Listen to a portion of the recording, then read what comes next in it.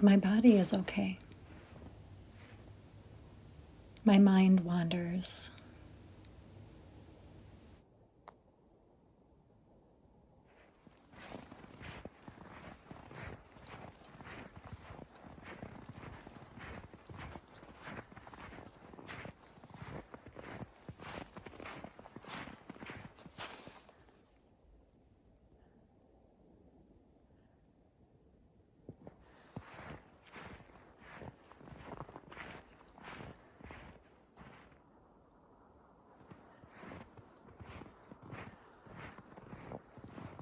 And today my body brought me back to the boulders of this New England land. My mind found refuge in their sturdy safety. I know they are fluid and moving too, but unlike the noticeable river in front of my home, these boulders appear to not change much at all. After my mother died, I'm leaning on stability to see me through these waves of grief. I often go to the forest, but the trees are losing limbs, cracking and tumbling over too. These boulders, however, are like heavy grounding rods, saying, "Hold on to me. I've got you," while you fumble trying to make sense and meaning in this fluctuating reality. Somehow my body carries this wisdom also and trusts the messages being shared by these ancient beings, steadily witnessing the changing passage of time.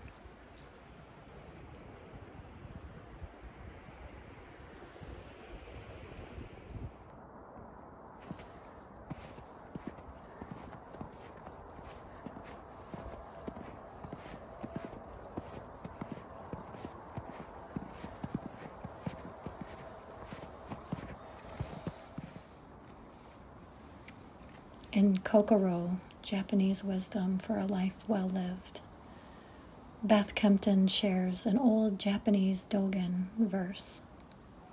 "We are beings made of time." It's pointing towards cherishing and being this moment, both omnipresent and fleeting. I'm here writing in my office after a wintry walk, within a new moment, even while the past swirls within me, perhaps the future too. If I think too much about this, I get seasick. When I let go of intellectually understanding, my body stabilizes the whirling mind, like those giant boulders in the backwoods.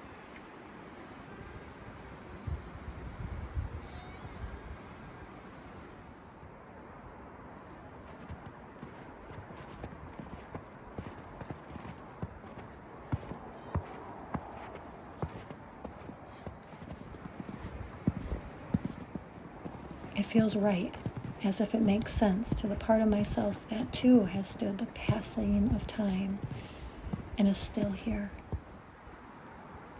It's here I feel my mother's spirit, not dead and gone, omnipresent and fleeting, present.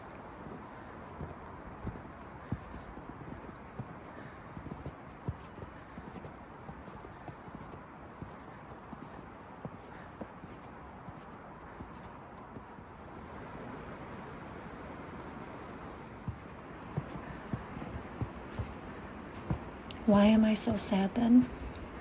Why does so much in this life make me sad? Why does change both make me excited and sorrowful?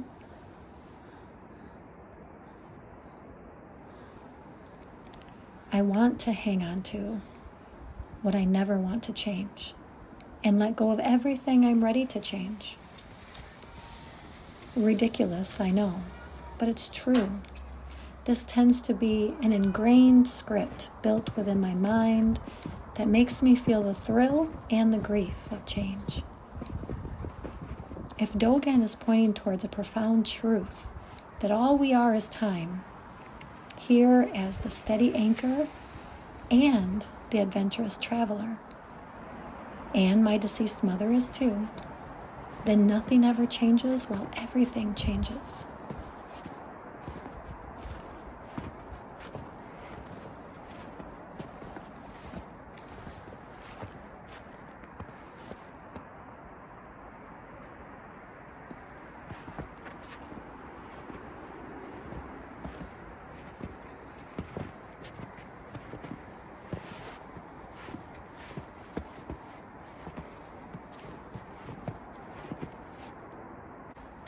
It feels impossible to figure out when I'm holding on too tightly, when I'm locking this unfathomable idea into a fixed perception, instead of letting it be wild and free like the traveler of time naturally is.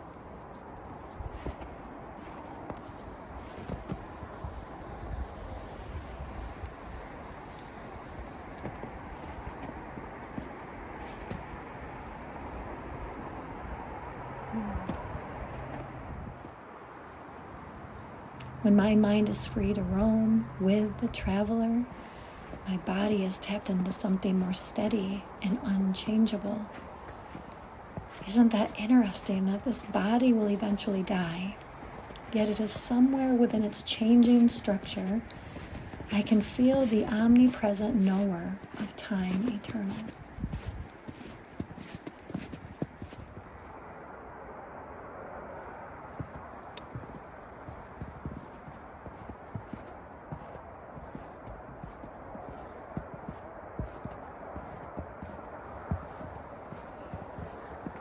I don't know how I simply can feel a truth that goes beyond words and proof. Today, my traveler felt weary and found rest beside the boulders. I don't know how it all works. I just know it's in these spaces of presence that my mother and I are together, spacious and free, in the now, here, nowhere.